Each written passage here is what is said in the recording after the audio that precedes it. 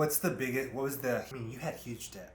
Yeah, I had I was like 60,000 in credit card debt. And how long did it take you to get rid of it? You know how there's that show Bar Rescue where that guy comes in and he brings back a bar that just... You're an irresponsible ass! Seems like it's in the gutter and the owner just can't get out from under it.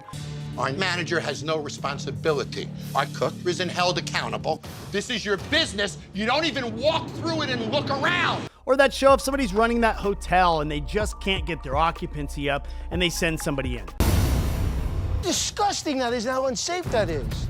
Well, I have an idea for you guys, and I'm going to let you in on a little secret. What if there was financial rescue? What if somebody basically called me into their life and I basically had to set a plan for them to pull them out of financial turmoil, whether that's high interest rate credit cards, an inability to save, whatever that was, and I had to come up with a 5-step plan to get them out of that financial turmoil and then onto the right track in a relatively decent amount of time.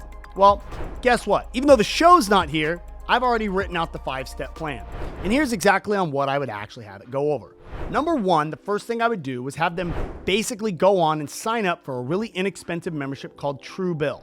What Truebill does is you link all your bank accounts, you link all your credit cards, and it goes through and analyzes all of the nonsense subscriptions or every subscription that you have. We're all guilty of it. That random iPhone app, the 2 gym memberships, the double Netflix, plus the Disney Plus, all of those things that just kind of go ahead and add on.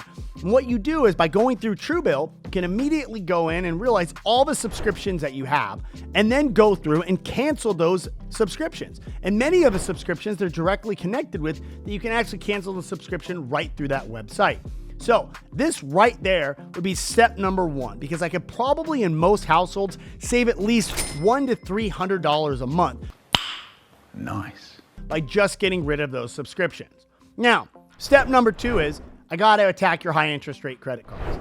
No matter, before you're worrying about investing, before you're worrying about savings, before you're worrying about going out there and buying a brand new house or buying a brand new car, you've got to stop the bleeding. And high interest rate credit cards will absolutely incinerate any chance you have of being financially stable in the future. I know, right when I got out of college and I had a failed business, I was $60,000 in credit card debt.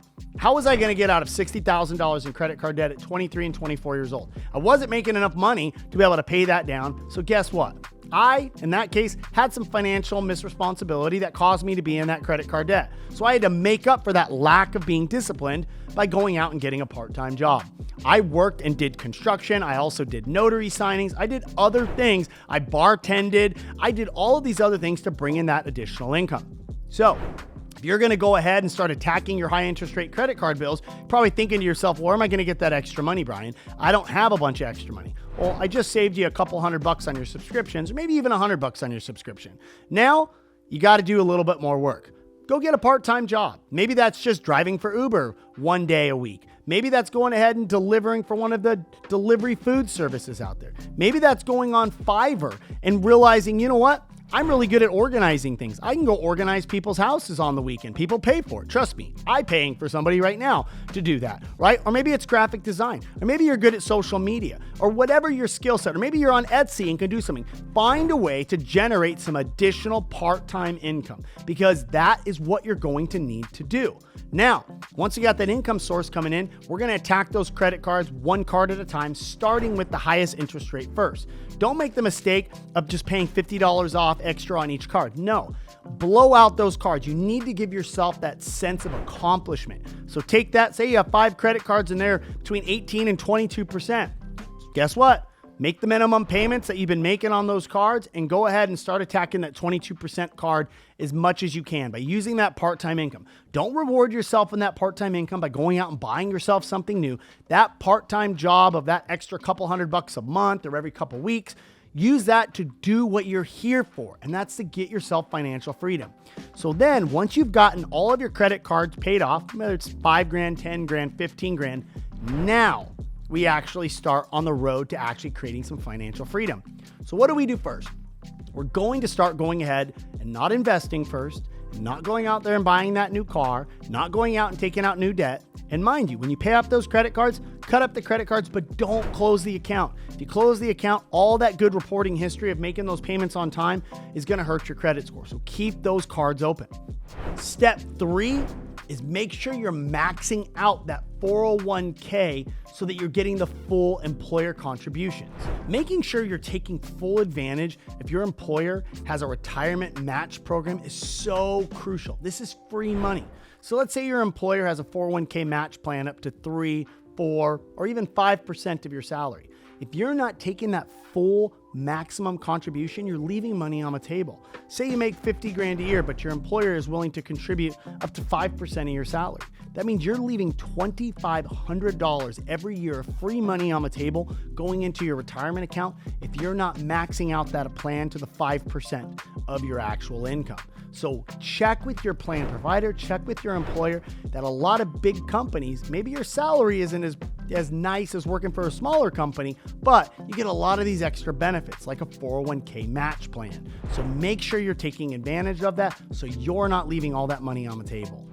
Step 4 is now start building an emergency fund. Because guess what? We all just went through COVID, and guess what? A lot of people didn't have an emergency fund set up when times were good. So when times were bad, they got obliterated and those credit cards got maxed out. Now, that can happen to anybody. Trust me, I get that. But what we need to do is to try to set this up to prevent that from happening again, right? Shame on you the first time, shame on you the second time, but shame on me the third time if I haven't fixed what I have made those mistakes for. Because what is the definition of insanity? Doing the same thing over and over again and expecting a different result, right? So what are we gonna do? We're gonna set up an emergency fund. So we've just now saved all that money by paying off those credit cards that we're not paying. Now, this may take you a year to do step 1 and step 2, or maybe 2 years in step 1 and step 2.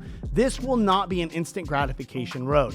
But guess what? The road that takes longer to get to the finish line has a much greater sense of accomplishment and gratification. And that, in and of itself, will build you so much financial confidence. So what you're gonna do is take that $300, $400, $500 a month that you're savings, whatever. For me personally, when I tell somebody to start off, look at 10% of your gross pay before taxes. That's what you should be saving at minimum of every month. So if you make $6 grand a month, $600 a month is what you should be saving away.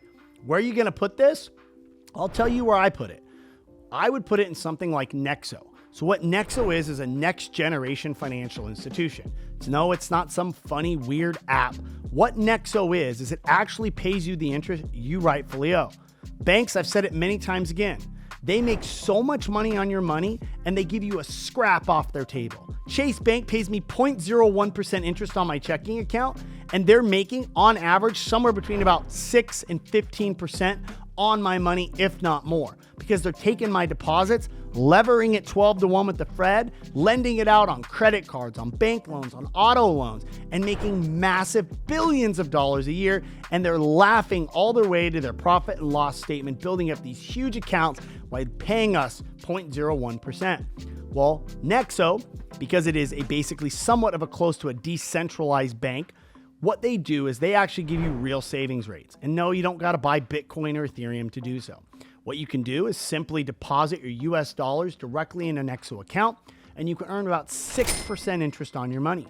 Or if you want to go ahead and exchange that for a digital dollar, backed as a stable coin, no funny crypto business that's going to go up or down, you can earn anywhere between 8 and 10% on your money. Why this is so important is because if you're putting that emergency fund in your regular checking account, getting 0.01%, the compounding interest difference between that and Nexo is light years. We're talking 100 times more interest being paid to you in a Nexo account than in your Chase savings account. And if you have a question about Nexo, just check in the comments below. I went ahead and put you the link directly to it, or send me a DM and I'll send you my referral link to Nexo directly.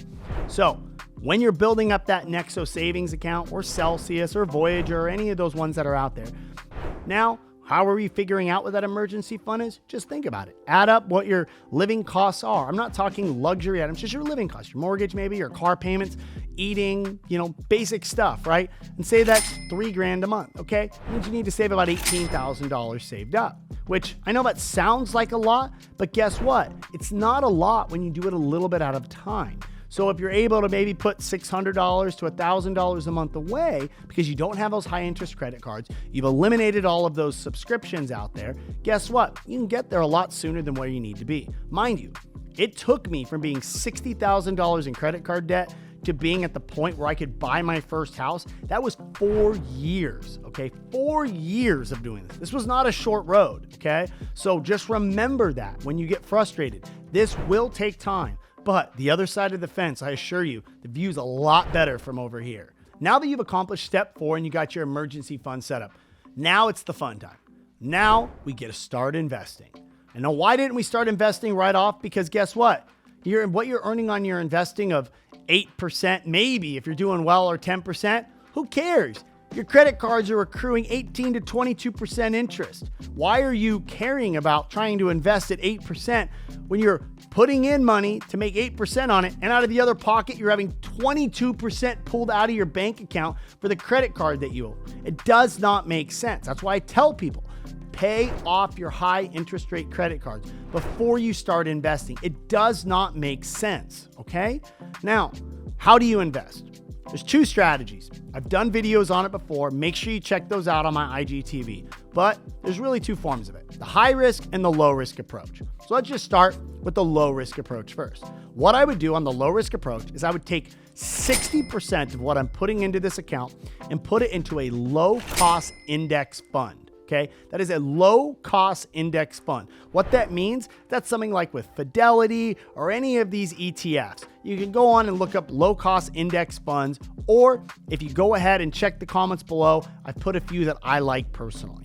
Then what you're going to do is the other 30% that you're putting into it, I'd recommend putting it into that Nexo savings account. Getting that 8 to 10% interest on your money is fantastic. And 2, that's a little coffer to set aside whether you guys want to buy a home in the future, an investment property, maybe start a business. That way it's in a liquid form on top of your current emergency savings fund. And then lastly, 10% for crypto. I know you may not like crypto, but I think it's proven by now that if you thought it was a Ponzi scheme like I did 4 years ago, we can sadly say that we were wrong. We missed that boat. I don't think anybody out there, if they can go back in time 3 years, wouldn't buy Bitcoin at $3,000 when it's $60,000 today. And we have major Fortune 100 companies buying it. We have countries using it as legal tender, and we have Twitter accepting payments in it. This is just the beginning of it. And you need to have exposure. Even the most conservative banks out there are now, like Fidelity, depending on people's portfolios, 5 to 20% of their portfolio to be allocated towards crypto or crypto growth companies. So what do you buy in crypto? I personally do a mixed bag. You're going to want to get some Bitcoin, Ethereum, Solana, Avalanche, metaverse projects like Sandbox or Decentraland, and Polkadot. Those are the ones that I would personally be looking at adding to the bags. It's a very good mixed variety of cryptocurrencies and tokens. Now for the high risk one, I recommend doing 1/3 of your investment amount into a low fee index fund. Like I said, check the comments below for a few of the funds I like. Take another 1/3 and put it in that Nexo savings account or a Celsius or BlockFi or the other accounts, because this gives you a great high interest return, great and easy, quick accessibility to those cash. That way you're building up some cash reserves to buy that Airbnb, to buy that vacation property, or to go ahead and simply invest in your business or start a business. And lastly, 1/3 into crypto. And as I said before, in the crypto, make sure that you have a diversified crypto. And if you are curious about crypto, make sure you follow our crypto entire education platform that it's called Crypto Charge. It's the fastest growing crypto education platform out there. Make sure to check it out. You can see in the description below the link to our page right here on Instagram. Now, what am I buying in crypto? As I said before, Bitcoin, Ethereum, Polkadot, Avalanche, Solana, and some metaverse projects like Decentraland and Sandbox. So I know that seems like a lot of steps. We went through from step 1 to step 5, and maybe some of these steps will take mere minutes, like step number 1 on Truebill, and others, maybe like step number 2, could take years to get that down. But guess what? There is no better time than to start to right now. And I know many times, like I was at 23 years old, $60,000 in credit card debt, which was twice what I had ever made in a year. It was extremely overwhelming from a failed business. But you know what? I just took it one day at a time. I made the decision to get a part-time job, and I started knocking that out. And then about 3.5 years later, I had no credit card debt. I was in a position that I had money saved. I had my 6 months in emergency fund. You know what? And here it is, just 12 years from that time. And I now sit at the point where I never thought I would occur. So if you don't think that you could be where I'm at, I felt that way too. So start now because you deserve it.